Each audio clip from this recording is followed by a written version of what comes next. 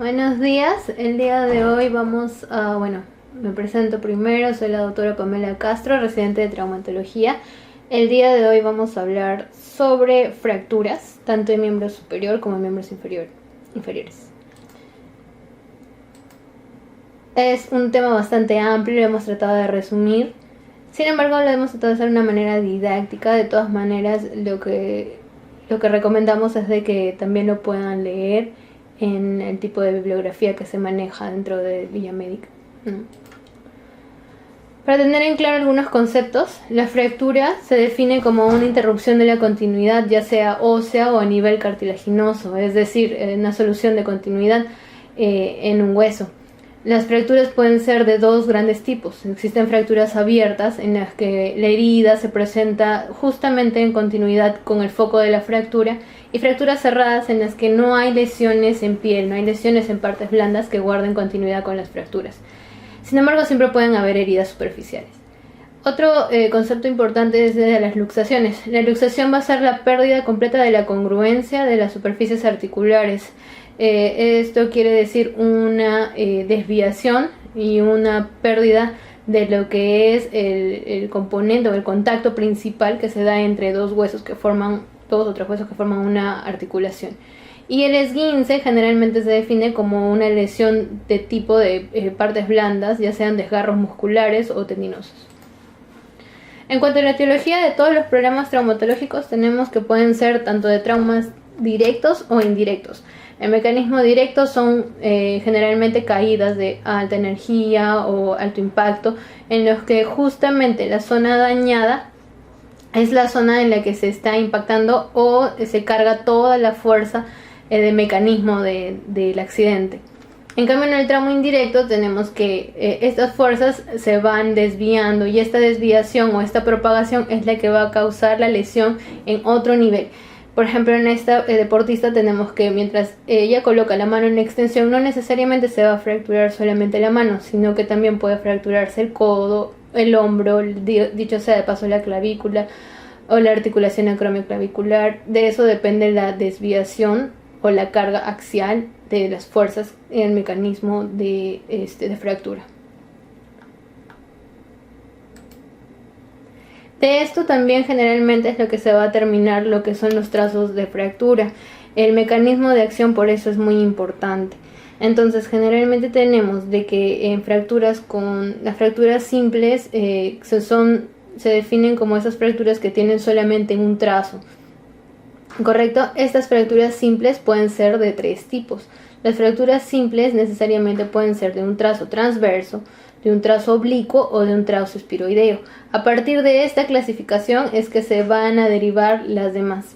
Entonces, un trazo transverso se dice que es aquel que tiene un menor de 30 grados con respecto a la horizontal. Aquí vemos que la fractura va a tener un trazo transverso, en esta imagen de aquí.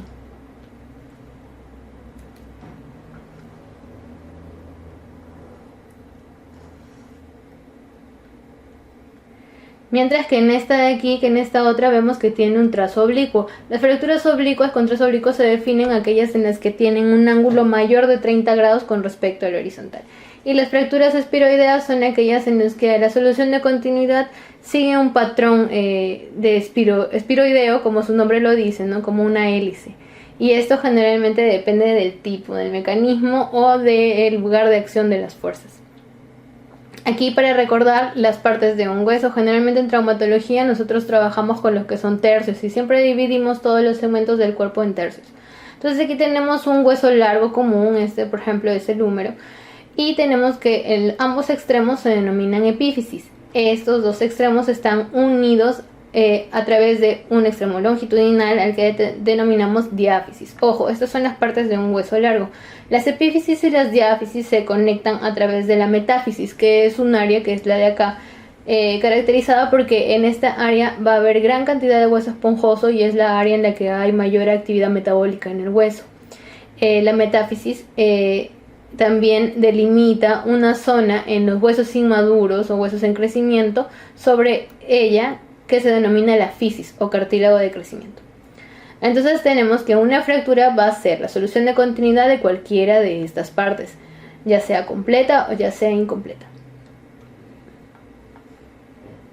En cuanto a los tipos de fractura, generalmente tenemos clasificaciones de acuerdo a los mecanismos, pero algunos de los más importantes, aparte de que sean las fracturas abiertas o cerradas, tenemos que también podemos clasificar estas fracturas como fracturas patológicas. Esto existe o se presenta en personas que tienen alguna enfermedad subyacente, ya sea en personas con osteomalacia, osteoporosis, en caso de niños con trastornos como la osteogénesis imperfecta. Estas patologías van a determinar que el hueso que se forma va a ser un hueso de mala calidad. Como vemos en esta imagen, las corticales, que estas son las corticales, los bordes de los huesos les denominamos corticales. Las corticales van a estar adelgazadas y como vemos aquí va a ser un patrón óseo un poco transparente. En el caso de acá se ve una imagen de un quiste. Estos también son considerados fracturas patológicas. Un quiste simple, que la mayoría de ellos son benignos, que presente algún tipo de fractura o solución de continuidad, eso también forma parte de una fractura patológica. También tenemos que ciertos tumores invasivos, al llegar a penetrar a través de las corticales y tejidos blandos, también llegan a fracturar los huesos, y por eso son fracturas patológicas, tanto las tumorales como las deficitarias. Existen también otros tipos de fracturas a las cuales se les denomina las fracturas por fatiga. Esto sucede cuando constantemente se aplica una fuerza sobre un hueso. Y la característica o la fractura más característica es la fractura del recluta o de Deutschlander, que se da en el cuello del segundo metatarsiano. Como vemos aquí, esta pequeña línea de solución de continuidad, que es una fractura transversa, se da más que todo en aquellos soldados que están constantemente parados y que tienen un tipo de calzado, ¿no? que les hace que tengan mayor carga sobre este segundo hueso. Típicamente desarrollan este tipo de fracturas, a las cuales se llama fracturas por fatiga.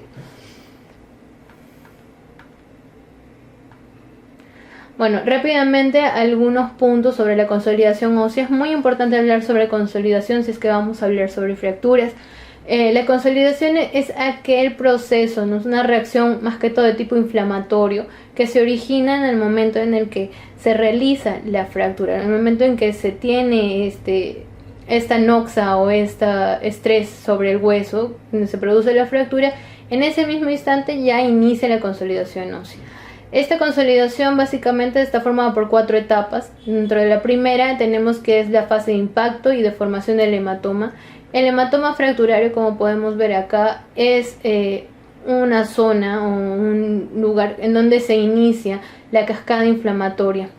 Esta cascada va a estar dirigida por elementos químicos como son las citoquinas, interleuquinas, sobre todo la interleuquina 1 y la interleuquina 6, los factores de crecimiento tumoral como el beta y los factores de crecimiento derivados de plaquetas. Estos 4 elementos son muy importantes y van a determinar todo el movimiento celular que se da en este nivel. A medida que se forma el hematoma fracturario, vemos que van a migrar todos los elementos de la cascada inflamatoria a través de los vasos sanguíneos o de esta rotura que hay, ¿no? Esta rotura de vasos sanguíneos, los elementos formes se van a dispersar y es lo que va a originar el inicio del desplazamiento de las formas inmaduras de células formadoras de hueso. El segundo paso para la consolidación va a ser la formación del callo óseo. Este callo va a ser de 2 tipos, va a haber un callo blando y un callo duro. El primero que se forma generalmente es el callo blando. Esto se da en la zona central del foco fracturario.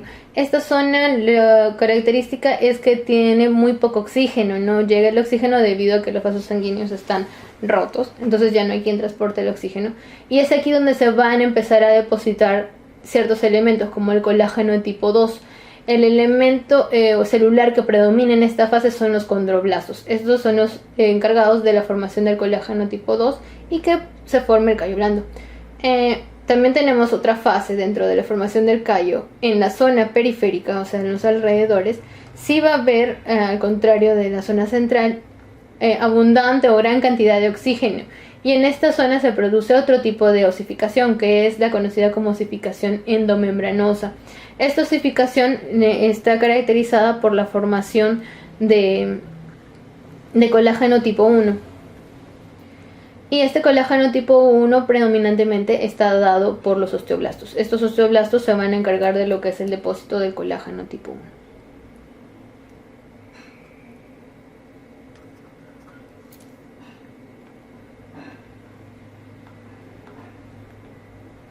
La tercera etapa que tenemos es la formación del callo duro o la etapa de osificación. En esta etapa vamos a tener que las células o los osteoblastos van a producir unas enzimas denominadas proteasas que van a degradar la matriz cartilaginosa y se van a encargar de la precipitación del calcio en esta zona. En esta etapa también vemos que hay formación de vasos sanguíneos nuevos que son determinantes para la formación ósea. Y también predominan los osteoblastos y los osteoclastos, que son ambos elementos que dan el equilibrio en la formación del hueso. Los osteoblastos son los que van a formar y los osteoclastos son los que van a reabsorber hueso. Y en este constante equilibrio de formación y absorción es en lo que se produce ya el hueso último o el hueso maduro. La última etapa o el cuarto paso para la consolidación ósea es la fase de remodelación. En esta fase tenemos de que todos los elementos que ya habíamos visto en las etapas anteriores van a ya retirarse, ¿no? Y se va a tener lo que es un hueso inmaduro o fibrilar que posteriormente va a dar lugar a un hueso maduro. En los niños este poder de remodelación es muy intenso, es muy amplio. En ellos generalmente las fracturas, por más que estén desviadas o con poco contacto, en algún momento el hueso va a remodelar tan bien que muchas veces no se distingue el lugar donde se produjo la fractura antigua. En cambio en los adultos, cuando ya hay una consolidación, con lo cual denominamos algún tipo de consolidación viciosa o una consolidación que no está del todo correcta, no está del todo alineada, entonces se van a dar los defectos rotacionales y de angulación, que generalmente van a producir dolor y ciertos defectos estéticos y también funcionales, ¿no? Y esos son tributarios de tratamiento quirúrgico. Entonces tenemos que estas 4 etapas son muy importantes para la consolidación de las fracturas. Y otra cosa también importante es que tenemos que ver a nuestro paciente fracturado como un todo. No necesariamente todos nuestros huesos consolidan al mismo tiempo. Exacto, eso no es cierto. O sea, el fémur tiene un tiempo de consolidación, el húmero también y los dedos de las manos igualmente, ¿ya? Y también eso va a depender mucho del tipo de nutrición que tengamos, ¿no? De la nutrición del paciente. Entonces este es un factor importante. Cada paciente. Las comorbilidades como la diabetes mellitus, hipertensión arterial, insuficiencia renal, déficit de vitamina D, ese tipo de patologías nos van a dar también retardos en las consolidaciones. Pacientes con tratamientos corticoides, ¿no? de larga data también van a tener problemas en la consolidación, incluso aquellos que tienen hiperparatiroidismo también y los hipertiroideos también. La biología de la fractura también es muy importante. Ya sabemos, ya hemos visto en estas etapas de consolidación que los vasos sanguíneos juegan un papel fundamental, ya que son el transporte de los elementos responsables de la formación y reabsorción de hueso. Si tenemos un área de contacto o un área de fractura en el que hay una pobre vascularidad, lo más probable es que no se llegue a consumar lo que es la consolidación ósea. La mecánica, la estabilidad, en eso entramos los traumatólogos. Generalmente nosotros no somos, muchas de las fracturas no necesariamente necesitan un tratamiento quirúrgico, sino que necesariamente la inmovilización es lo que prima. Entonces esta estabilidad puede estar dada tanto por medios inmovilizadores como los yesos, las férulas, etcétera, hasta medios de reducción quirúrgica, ¿no? Que son las placas, los tornillos. Esta estabilidad se encarga el médico que inmoviliza la fractura. Si hay una buena inmovilización, también va a haber una buena zona de contacto de los fragmentos fracturarios y una buena consolidación ósea.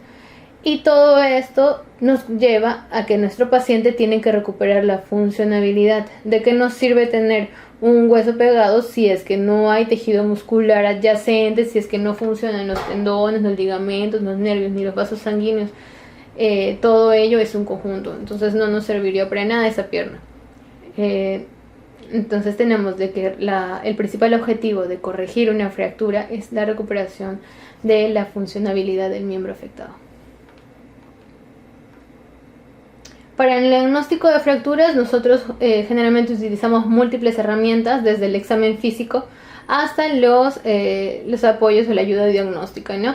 La básica generalmente son las radiografías. Los rayos X mínimo tenemos que tener 2 incidencias y el trazo de fractura se tiene que ver en ambas incidencias como para definir lo que es una fractura de determinada zona.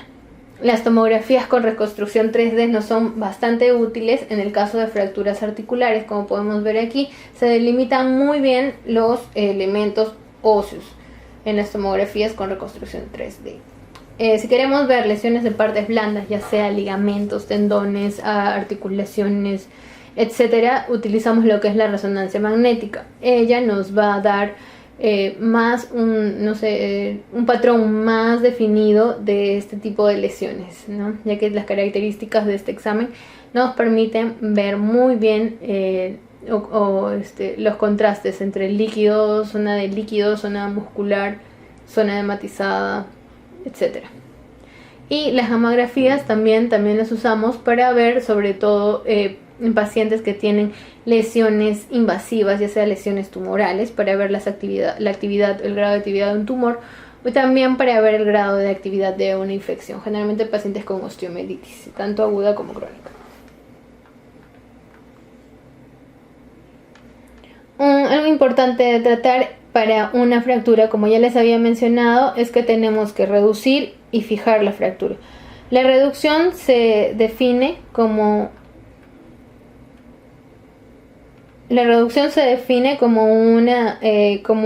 una maniobra o una acción que nos permita alinear nuestra fractura o poner en contacto ambos fragmentos fracturarios, ya sea 1, 2 o 3 fragmentos, pero ponerlos en contacto. Reducir implica alinear la fractura si es que ésta está angulada o rotada, y esta reducción se mantiene a través de una fijación. La fijación de la fractura nos permite restaurar las relaciones anatómicas, ¿no? Y esta fijación puede ser de varios tipos. Podemos fijar fracturas usando yesos, haciendo maniobras de tracción, poniendo un yeso muy moldeadito. Podemos lograr reducir fracturas de antebrazo, fracturas de muñeca, fracturas de tibia también. Y en otros casos, cuando esta reducción sea imposible por medios no quirúrgicos, tenemos que realizar reducciones abiertas. Entonces las reducciones pueden ser abiertas o cerradas. Las abiertas son las también denominadas reducciones cruentas, y las cerradas son las reducciones incruentas.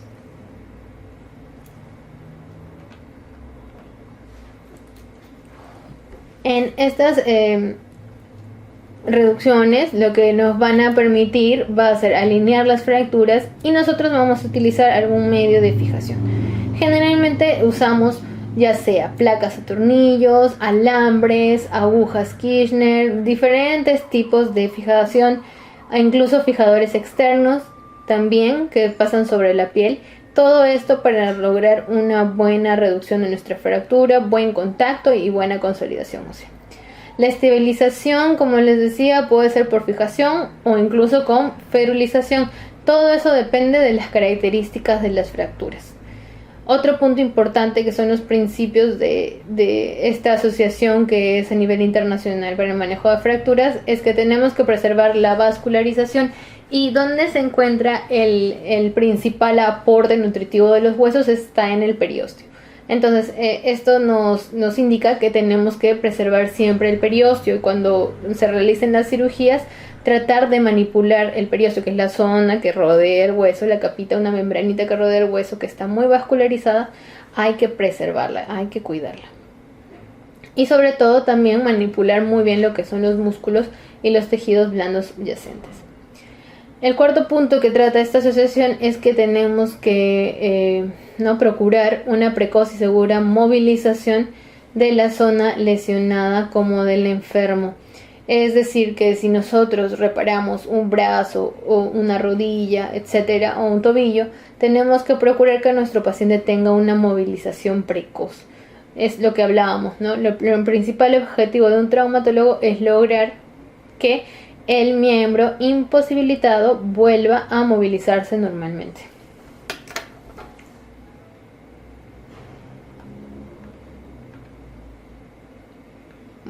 Bueno, entonces tenemos esto.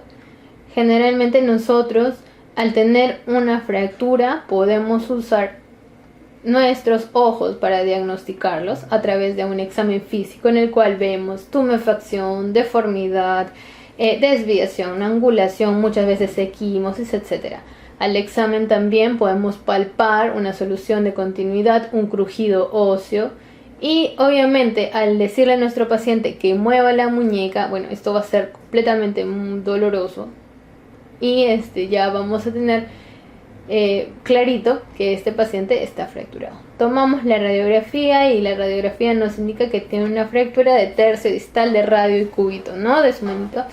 Y luego nosotros, generalmente en estos casos en los que las fracturas son metafisiarias, lo que nosotros hacemos es una reducción incruenta. Hablábamos de reducción incruenta porque no necesitamos abrir la piel. En la primera instancia tratamos de manipular esta fractura a través de tracciones y luego una colocación de un yeso braquipalmar que va desde la palma de la mano hasta el brazo, por eso se llama braquipalmar. Colocamos este yesito después de traccionar la fractura y manipularla para lograr enderezar los fragmentos. Tomamos una radiografía de control y si la fractura logró el objetivo de estar alineada, entonces procuramos mantener este yeso y cuidarlo por un tiempo de mes y medio. Sin embargo, si no se logra una reducción aceptable, una reducción buena, la única opción que nos queda es el tratamiento quirúrgico. El tratamiento quirúrgico a través de placas y tornillos, que sería ya con una reducción cruenta o una reducción abierta más una fijación interna. Entonces ahora podemos hablar sobre lo que son las fracturas en miembros superiores. Empezando desde la parte más proximal, que es la parte más cercana a nuestro cuerpo, tenemos las fracturas de clavícula. Estas fracturas son una de las más comunes. Tenemos que el principal mecanismo de acción, como vemos en esta imagen, es el trauma directo, las caídas directas sobre el hombro, que corresponden alrededor del 98% de casos, ¿no? Que es una caída directa sobre el hombro. Las características o principalmente las fracturas de clavícula más comunes se dan en la unión del tercio medio con el tercio lateral o el tercio externo de esta clavícula. Siempre, como les mencionaba, nosotros dividimos nuestros huesos en tercios. Entonces aquí tenemos la clavícula, que tiene una forma de una S itálica. Les dice, tenemos nuestro tercio interno, nuestro tercio medio y nuestro tercio externo. Y generalmente la mayor parte de fracturas se da en este tipo, en esta zona. La clínica va a haber un aumento de volumen, como podemos apreciar en esta imagen, una tumefacción. En muchos casos hay equimosis, en otros casos no. Y podemos evidenciar en algunos casos también el signo de la tecla positivo. Es el signo de que nosotros ponemos nuestro dedito causando una presión sobre esta fractura, lo cual se devuelve como si fuera una tecla de piano, ¿no? Y se levanta el fragmento fracturario. Para temas de importancia clínica es que aquí existe, pues como todos sabemos anatómicamente, discurren lo que son el VAM subclavio, ¿no? Los vasos subclavios, la arteria subclavia. Es por ello que en estas fracturas que son desplazadas, como en esta imagen de aquí, tenemos que descartar lo que sea una lesión arterial importante, incluyendo también una lesión neurológica y en muchos casos una lesión de la articulación acromioclavicular, que es la que está aquí, en la cual se une el acromion escapular con la clavícula. En estos casos, en fracturas de clavícula, tenemos dos opciones. Un tratamiento conservador, que es a base de una colocación de un yeso en 8 o uso de cabestrillo. Y la otra opción en fracturas que, por ejemplo, tienen un tercer fragmento, que son bilaterales, que son ampliamente desplazadas, fracturas que son expuestas, es decir, que el fragmento fracturario atraviesa la piel, tenemos que operar. Y esta reducción quirúrgica se da a través de uso de placas, de tornillos agujas, alambre, etcétera, o incluso en algunos casos supersuturas, que son unas suturas especiales y gruesas. Como ya les mencionaba entonces, esta fractura, más común, la zona más común de fractura es la zona de la unión del tercio medio con el tercio distal. Es la zona más común en la cual se fractura la clavícula, en esta zona de acá. Alrededor del 80% de casos, y 15 son del tercio distal. ¿Qué importancia hay aquí? Que en esta zona se insertan los ligamentos, tanto los ligamentos coracoclaviculares, que son el ligamento conoideo y el ligamento trapezoideo. Entonces, generalmente cuando se fracturan a este nivel, la fractura se desplaza ampliamente, no solamente se produce una ruptura del hueso, sino que un desplazamiento, un gap amplio. Y aquí tenemos ejemplos de inmovilización. Tratamiento conservador le denominamos cuando no es necesario operar a un paciente y usamos algún tipo de ortésico o un medio de inmovilización que no sea una placa o un tornillo. En este caso se usan vendajes tipo en 8, aquí cruzados, y unas férulas modernas también, que son tipo en 8. También podemos usar un cabestrillo. La función de cualquiera de estos tres elementos es de inmovilizar el hombro y de impedir que se realicen los movimientos tanto de elevación del hombro como rotación, para que no haya desplazamiento. Y en este caso de aquí, que son fracturas de tercio medio distal con amplio desplazamiento del fragmento y no contacto entre las superficies, generalmente está indicado una reducción cruenta con colocación de plaquitas y tornillos. Son placas especiales y moldeditas para poder colocarse dentro del hueso de la clavícula.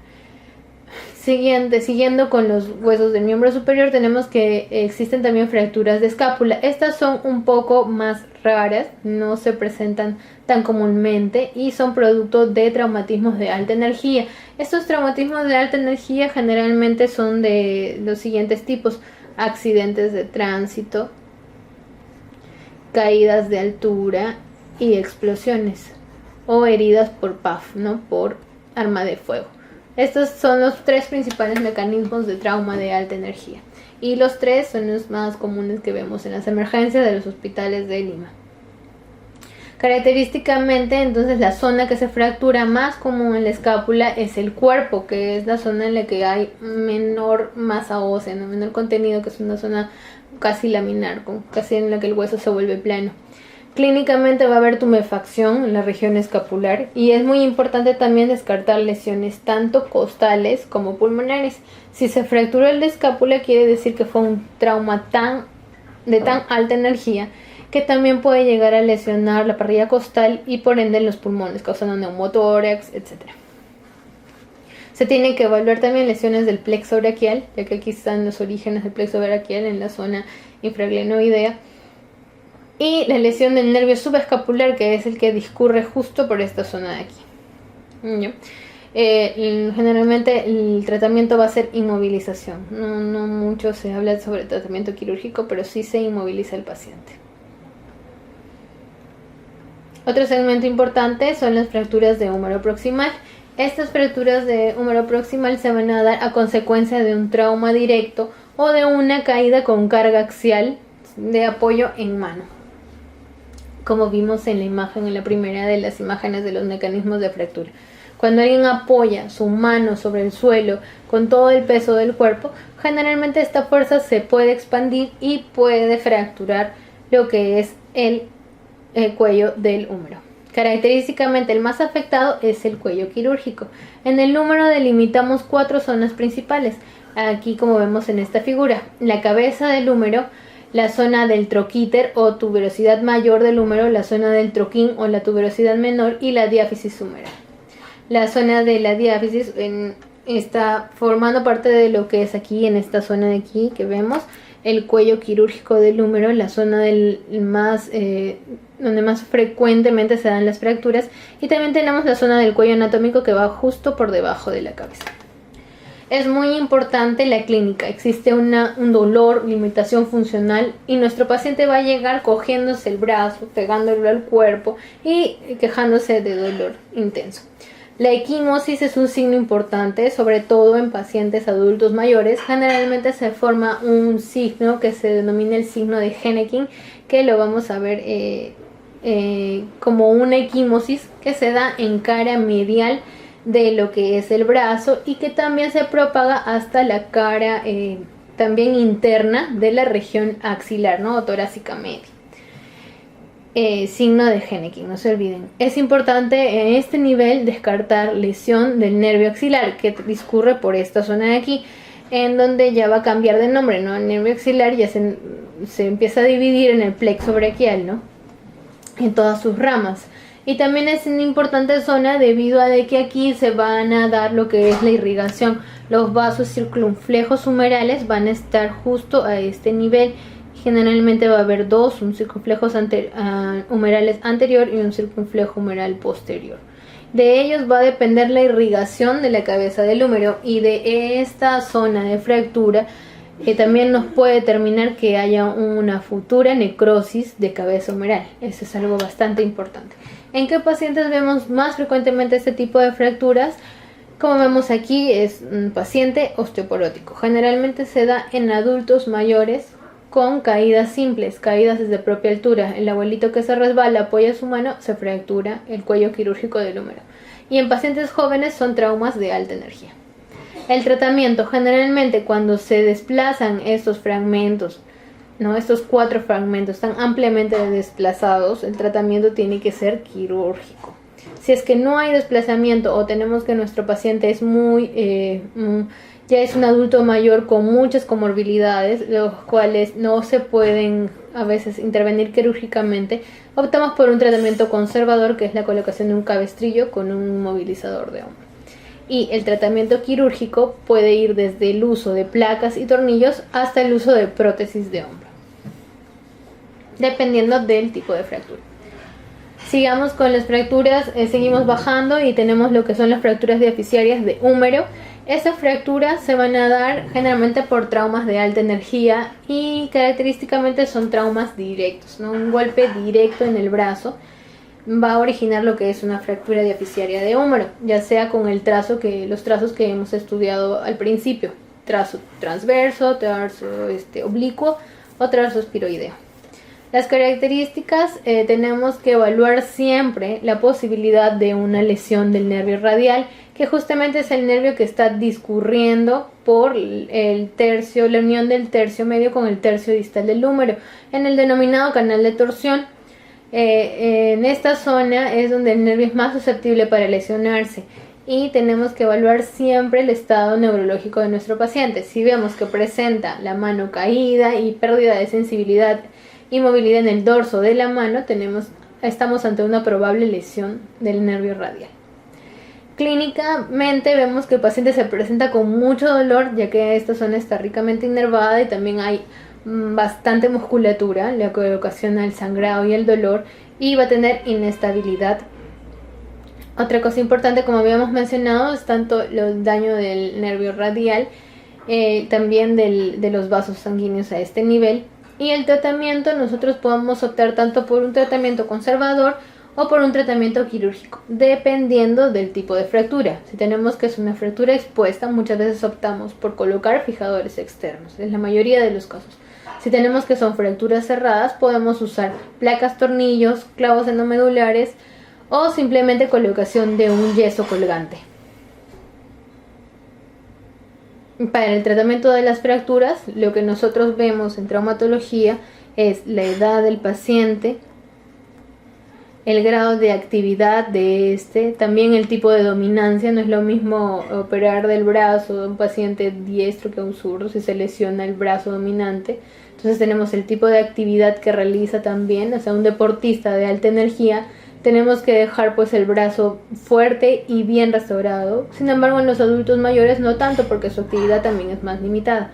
Entonces tenemos la edad, la actividad física, vemos las comorbilidades de cada paciente y el tipo de fractura. Todo eso nos ayuda a definir cuál va a ser nuestro manejo, ya sea quirúrgico o ya sea conservador. Si seguimos hablando de fracturas, entonces tenemos el siguiente segmento, es el tercio distal del húmero, Y estas fracturas son una de las más complejas en traumatología generalmente. Como podemos observar, esta zona de aquí, la del húmero distal, tiene una forma de un triángulo. Está formada por dos columnas, una columna medial, que es esta que estoy dibujando, y una columna lateral. Estas columnas no tienen una forma de una Y. Y estas zonas son las dos en las que las cargas del hueso van a ser importantes. Esta región de aquí, entre ambas columnas, es la región más frágil del hueso, ya que las corticales son delgaditas a este nivel, es como una laminita, y se denomina paleta humeral en niños. Son las fracturas más frecuentes de codo que tenemos en niños, las fracturas de paleta humeral. El mecanismo de producción de estas fracturas son caídas sobre mano extendida. Recuerden, si caemos sobre la mano extendida, nos podemos lesionar tanto la muñeca como el codo, es decir, el húmero distal, como el hombro, es decir, el húmero proximal. Ya, entonces las características que tenemos siempre es que hay que evaluar la región de los cóndilos. Entonces aquí tenemos la diáfisis humeral, tenemos el cóndilo medial, también denominado la epitróclea, y tenemos el cóndilo lateral, también denominado el cóndilo medial, la epitróclea, que es esta de aquí, la tróclea y la epitróclea, el cóndilo lateral, el epicóndilo y cóndilo. Ya son 4 estructuras importantes, y esta de aquí es la fosita en la que se va a articular el olecrano. En la parte posterior la fosa olecraniana y en la parte anterior la fosa coronoidea. La clínica de este tipo de fracturas va a haber una tumefacción importante. Esta zona, como vemos en la siguiente imagen, es bastante importante ya que tiene amplia vasculatura y también tiene muchos elementos que discurren desde el brazo hasta el antebrazo. Por esta zona van a pasar los 3 nervios importantes del miembro superior, el radial, el cubital y el mediano, igualmente acompañados de sus vasos sanguíneos correspondientes. Entonces, en las fracturas de húmero distal, ¿a quién hay que examinar? Hay que examinar a la funcionabilidad del nervio mediano, también del nervio radial, que discurre por esta zona de aquí, ¿ya?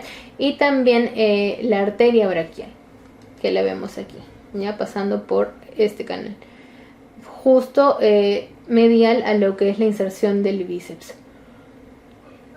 A este nivel general y generalmente en todas las fracturas articulares, lo que nosotros tenemos que hacer es,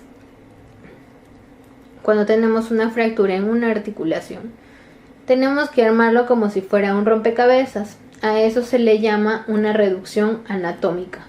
Se tiene que conservar toda la anatomía y las carillas articulares. Se tiene que tener mucho cuidado en dejar esta estructura lo más parecido posible a como era antes de estar fracturada, porque de esto va a depender la funcionabilidad de esta articulación. Nosotros queremos que nuestro paciente, después de ser operado, pueda llegar a una flexión y una extensión funcional que le permita realizar las actividades del día a día. Es por eso que nosotros necesitamos reducirlo anatómicamente, es decir, buscar una reducción perfecta a través de una cirugía. Muy pocas veces se busca el tratamiento conservador, sobre todo cuando son pacientes en los que las fracturas no están desplazadas y que tienen muchas comorbilidades que contraindican una cirugía. Casos muy especiales.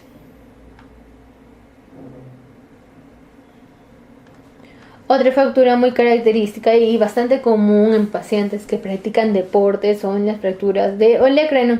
En estas el mecanismo puede ser un mecanismo directo, como en la imagen que tenemos aquí, ¿no? Un golpe directo sobre la zona, la región del codo, la zona posterior del codo, y mecanismos indirectos como son las caídas apoyando la mano y el antebrazo.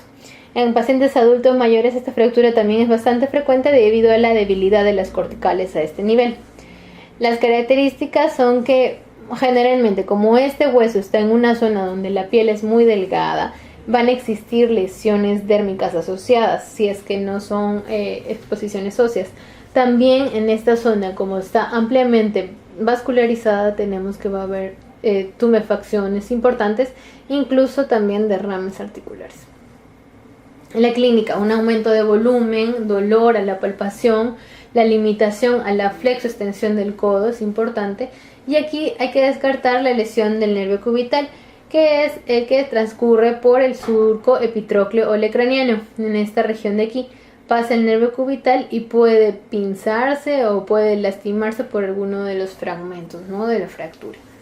El tratamiento puede ser conservador si es que se trata de una fractura no desplazada, ¿no?, si es que una fractura incompleta, o tratamiento quirúrgico, que es el de elección en pacientes jóvenes, en pacientes con actividad, ¿no?, y que va a ser determinante o caracterizado por la colocación de alambres con tornillos, agujas, o incluso placas y tornillos también, que hay diseñadas, ¿no?, también para este nivel de fractura, ¿no?, en este huesito.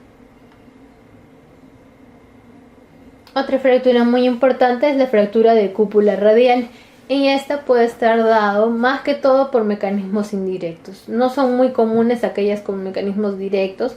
No es muy común que alguien golpee a otro en la cara anterior del codo, es algo muy común. Pero sí, esta fractura es importante porque generalmente cuando se fractura la cabeza del radio, también tenemos que va a haber lesiones en los ligamentos de la articulación del codo. En el codo tenemos dos tipos de ligamentos, y son elementos que van a darle estabilidad a la articulación del codo, ¿no? Y este es un complejo. Los complejos ligamentarios son de dos tipos: el lateral o un complejo ligamentario medial. De estos, los más importantes son el complejo ligamentario medial, son los más potentes, y generalmente el ligamento el ligamento anular o el ligamento que va a la cúpula radial está formando parte de este complejo. Entonces, cada vez que se fractura la cúpula radial tenemos que descartar también una luxación del codo. En traumatología nosotros tenemos pocas emergencias, pero dentro de ellas las luxaciones ocupan un nivel muy importante. Primero están las fracturas expuestas. Nosotros debemos manejar una fractura expuesta como si fuera una emergencia traumatológica, al igual que las luxaciones. Las luxaciones también son prioridad en traumatología, ya que una articulación luxada puede dar lugar a un daño vascular o a un daño neurológico irreversible. También tenemos lo que son las fracturas del cartílago de crecimiento en niños o las fracturas fisiarias,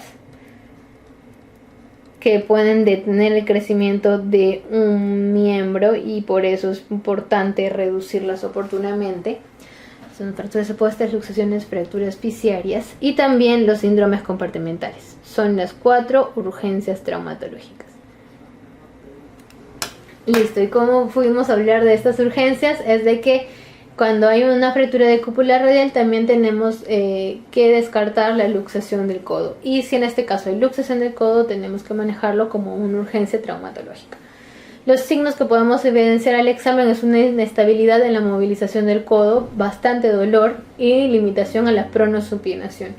Importante, característicamente existe una tumefacción, sobre todo en zona lateral, y también hay equimosis. El tratamiento, podemos optar desde el tratamiento conservador al tratamiento quirúrgico, dependiendo del trazo, del tipo de fractura que tengamos. Cuando son fracturas estalladas, como vemos aquí, en donde existe más de un fragmento, hay 4 o 5 fragmentos, lo que se tiene que realizar es un reemplazo de cúpula radial con unas prótesis de cúpula radial especiales. Y en el caso de que hubiera 2 fragmentos grandes, puede unir estos fragmentos a través de un tornillito o de agujas pequeñas.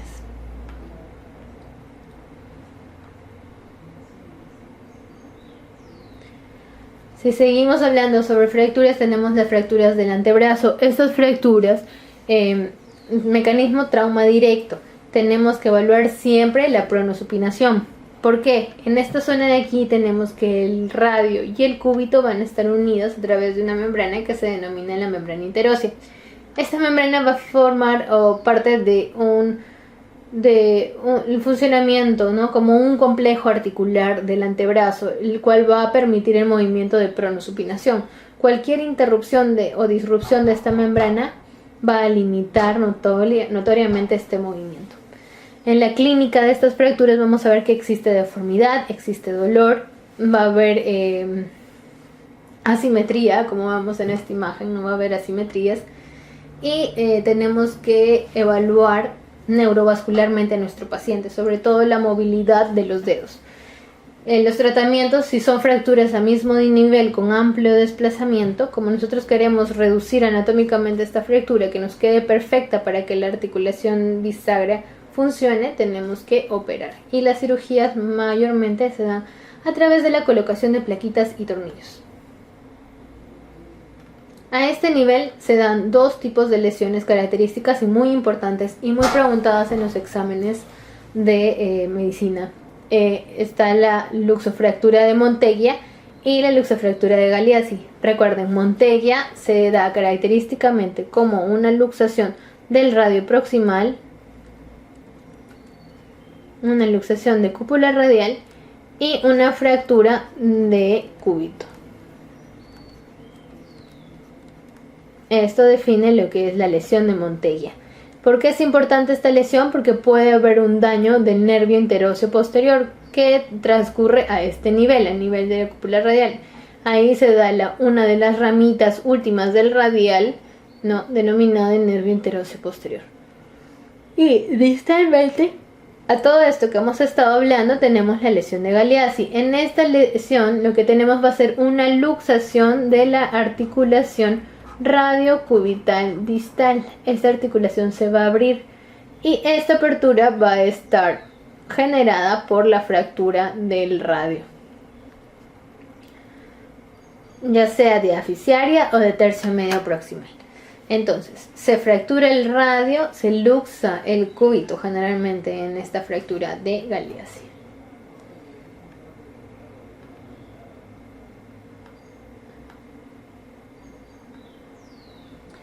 Las fracturas de radio distal también son un tipo de fracturas muy comunes que las vemos en la emergencia día a día, y estas se dan característicamente por caídas sobre la mano en extensión, sobre todo en los adultos mayores que tienen osteopenia y osteoporosis.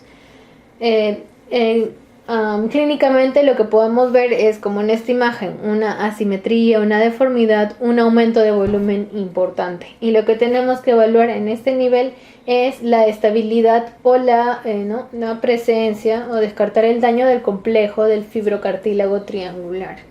Este es un complejo ligamentario que le da estabilidad a la articulación de la muñeca. Clínicamente vemos entonces deformidad, aumento de volumen y dolor. Es importante ver que el trazo de la fractura no comprometa lo que es la articulación. ¿Por qué? Porque, como ya habíamos dicho antes, si son fracturas con trazo articular, estas tienen que ser tratadas quirúrgicamente para conseguir un óptimo funcionamiento posterior de la articulación. Y este compromiso articular muchas veces se va a determinar con la tomografía. No va a ser suficiente una radiografía para ver qué tan comprometida está una articulación. Necesitamos tomografías, sobre todo con reconstrucción 3D. Y este tratamiento, como ya habíamos hablado antes, puede ser tanto conservador como quirúrgico. Si tenemos un tratamiento conservador, hablamos de una reducción cerrada o reducción incruenta a través de la tracción característica que se llama la tracción de Uruguay y la colocación de un yeso braquipalmar. Por el otro lado, el tratamiento quirúrgico ya es una reducción cruenta o una reducción abierta y se realiza a través de placas y tornillos. Generalmente, también podemos usar agujas. En este nivel lo que tenemos son varias fracturas características con nombres propios. La fractura de Coles se da por un mecanismo de cizallamiento en el que el fragmento más distal del radio va a tener una desviación hacia la zona dorsal, porque la mano cae, ¿no?, en extensión. Pero cuando cae en hiperflexión, o sea, caemos sobre el dorso de la mano, lo que se va a originar es una fractura de Coles, que también es una fractura de radio distal, pero donde el fragmento distal fracturario se va hacia la región palmar. Una desviación palmar nos da una fractura de Smith y una desviación dorsal nos da una fractura de Coles. Dorsal y desviación palmar. Estas son preguntas típicas de examen. La fractura de escafoides también es muy importante y es una de las fracturas que se nos pasa muchas veces en la emergencia. El mecanismo son caídas sobre la mano extendida con carga axial, carga directa, y característicamente el paciente viene con un aumento de volumen no muy severo en región del carpo, muñeca, con deformidad y sobre todo con dolor a nivel de la tabaquera anatómica. Recuerden la tabaquera anatómica, que es la zona por la que nosotros, la mayor referencia para encontrar la arteria radial, ¿ya? Y la zona delimitada por el extensor o corto del pulgar, el abductor largo del pulgar y el primer radial. Es importante esta fractura porque su diagnóstico es muy difícil. Generalmente se nos escapa en las salas de emergencia, debido a que las radiografías de muñeca muchas veces no tienen una calidad óptima.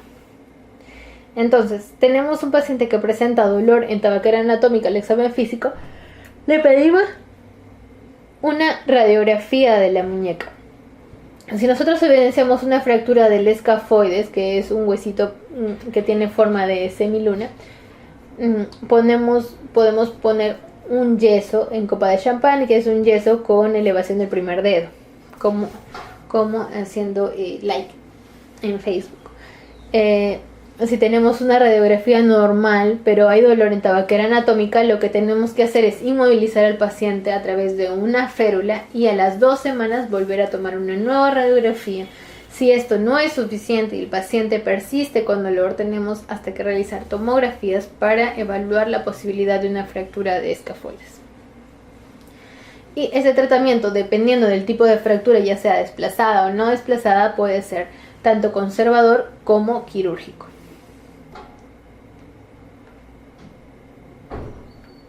Y esta imagen es para ver el escafoides. Ese es el hueso que va a articular con el radio, es un hueso muy importante de la muñeca, de la articulación del carpo. Y aquí vemos el trazo de fractura. Característicamente la lesión da lugar a dolor a este nivel, al nivel de la tabaquera anatómica.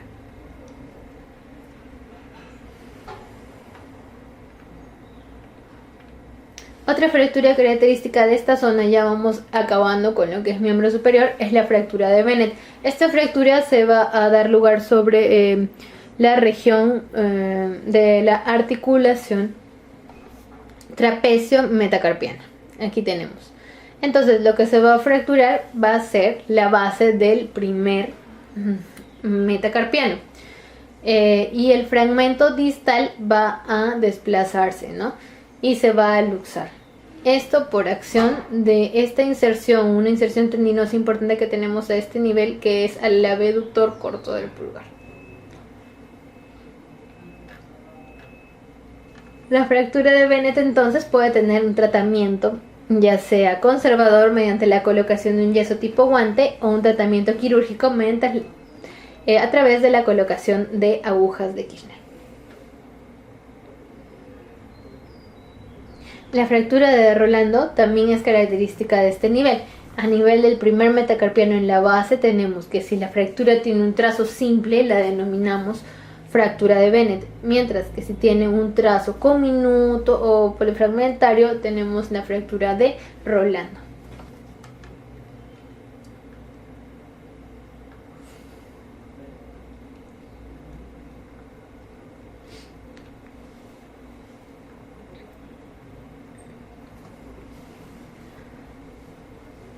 Y eso es todo lo que tenemos que hablar sobre fracturas de miembros superiores. Espero que haya sido de ayuda para ustedes. No olviden revisar otros textos para profundizar ciertos aspectos de estas fracturas que también son importantes.